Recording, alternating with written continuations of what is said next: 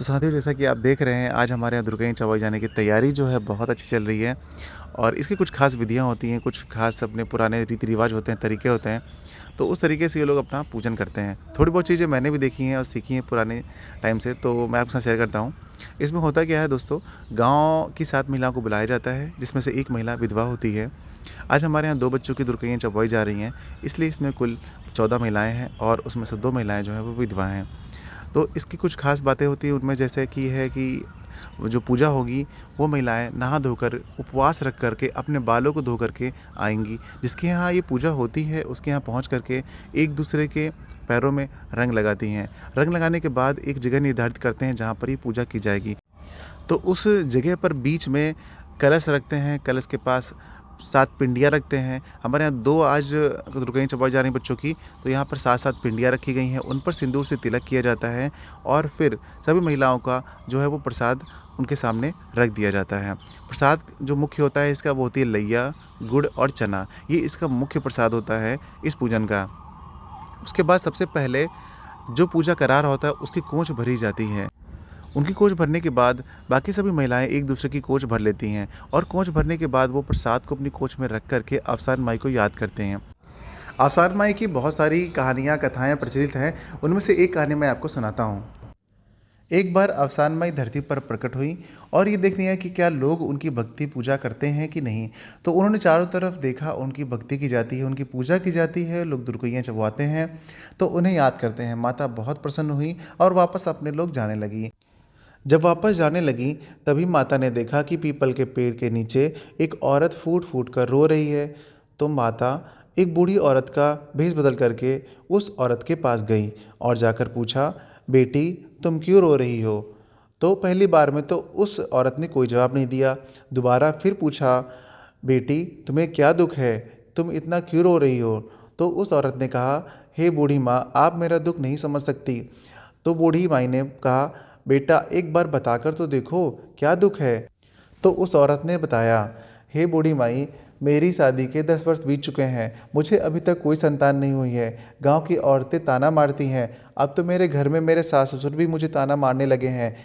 ये सारी बातें सुन करके बूढ़ी औरत बोलती है, सुनो बेटा, जो भी मैं कहती हूँ अक्सर वो सच हो जाता है। तो मैं कहती हूँ कि तुम्हें 1 वर्ष में एक सुंदर संतान होगी, लेकिन जब तुम्हें एक सुंदर संतान हो जाए तो तुम अवसान माई की पूजा करना और दुर्गैयाँ चबवाना।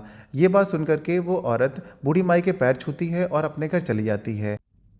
1 वर्ष में उसे एक सुंदर संतान भी होती है। जब उसका पुत्र 2 महीने का होता है तो उसे याद रहता है कि मुझे दुर्गैयाँ चबवानी है, अवसान माई की पूजा करनी है, लेकिन वो धीरे धीरे भूल जाती है। और जब 1 वर्ष बीत जाता है, 2 वर्ष बीत जाते हैं, तो गांव में किसी दूसरे के घर में दुर्गैयाँ चबवाई जाती हैं, तो उसे फिर से याद आता है कि हाँ, मुझे तो दुर्गैयाँ चबवाना है, अवसान माई की पूजा करनी है। लेकिन फिर से गृहस्थ जीवन में व्यस्त होकर के वो भूल जाती हैं। जब उसका पुत्र 4 वर्ष का हो जाता है तो वो बहुत बीमार हो जाता है, उसे अजीब सी बीमारी लग जाती है। वो बहुत अलग अलग जगहों पर जाती है, बड़े बड़े मंदिरों में, दरगाहों में जाती है, शहरों में जाती है, लेकिन कहीं पर भी उसका पुत्र ठीक नहीं होता। तो गांव की एक बूढ़ी औरत ने कहा कि बेटा, कहीं तुमने कोई ऐसी चीज़ तो नहीं मानी है जो तुमने नहीं पूरी की है। तब उसे याद आता है कि हाँ, बूढ़ी माई की बात कि दुर्गैयाँ चबवाना है और अवसान माई की पूजा करनी है। तो आने वाले बृहस्पतिवार को सारी तैयारी करती है और अवसान माई की पूजा करती है, दुर्गैयाँ चबवाती हैं और फिर से उसका पुत्र ठीक हो जाता है। तो आपने देखा अपनी अवसान माई कितनी दयालु हैं, कृपालु हैं, सबका कल्याण करती हैं, सबके दुखों को दूर करती हैं। तहे दिल से आप सभी को बोलना है, अवसान मैया की जय। तो साथियों, ये थी एक छोटी सी कहानी जो अफसान माई की पूजा लोग करते हैं। अलग अलग कहानियों के जरिए अफसान माई को याद किया जाता है। तो यहाँ पर अब देखिए पूजा पाठ चल रहा है। हमने आपको जो पता था छोटी सी शॉर्ट स्टोरी, वो मैंने आपको बता दी साथियों। बाकी इसमें कोई अगर त्रुटि मिले तो क्षमा कीजिएगा, ज़्यादा ज्ञान तो मुझे नहीं है।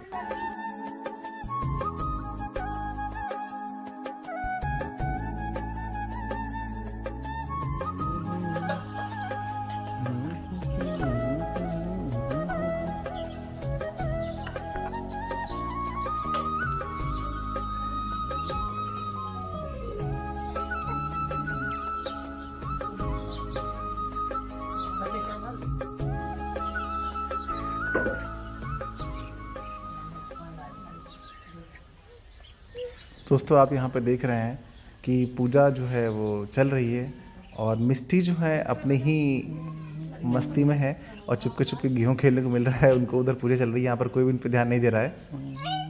दोस्तों अब बस पूजा लगभग होने वाली है, थोड़ी सी बची है। अब इसमें क्या होगा कि पूजा खत्म होने के बाद जो सिंदूर रखा गया था पिंडियों पे, वो सारी औरतें अपने अपने मत्थे पे लगाएंगी, सिंदूर लगाएंगी, मांग भरेंगी, उन दो जो विधवा औरतें थी उनको छोड़ करके।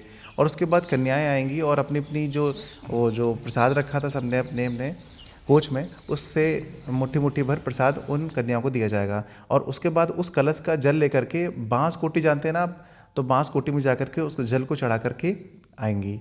तो इस तरीके से पूजा पूरी संपन्न होगी।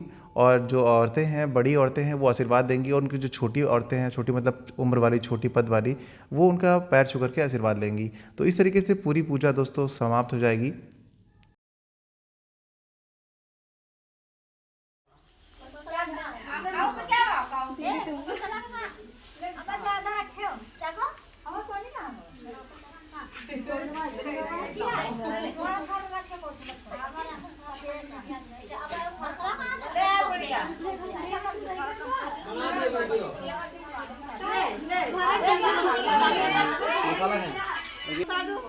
अरे ठीक है प्रसाद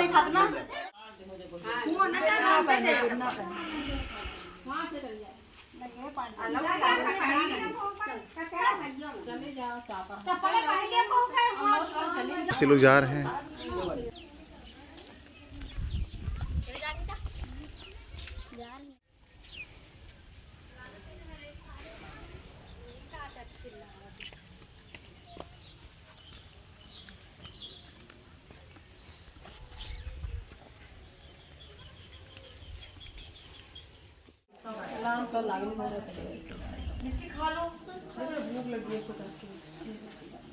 गिराऊंगे उठा के।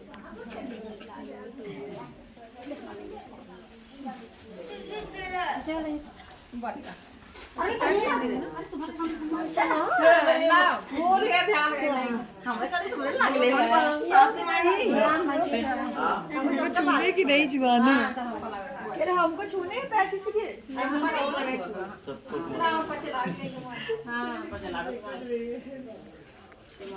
चाची को चले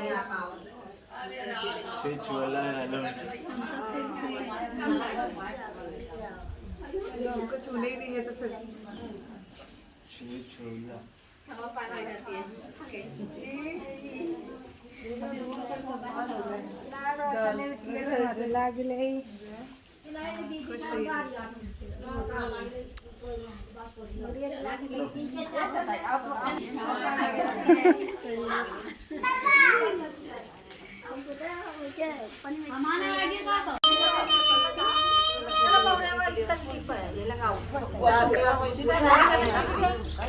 शानू नुमा आ जाओ,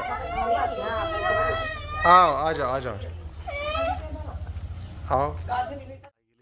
बस दोस्तों आज की वीडियो में इतना ही। अगर वीडियो में कोई चीज़ अच्छी लगी हो तो हमारे वीडियो को लाइक कीजिएगा, चैनल को सब्सक्राइब कीजिएगा।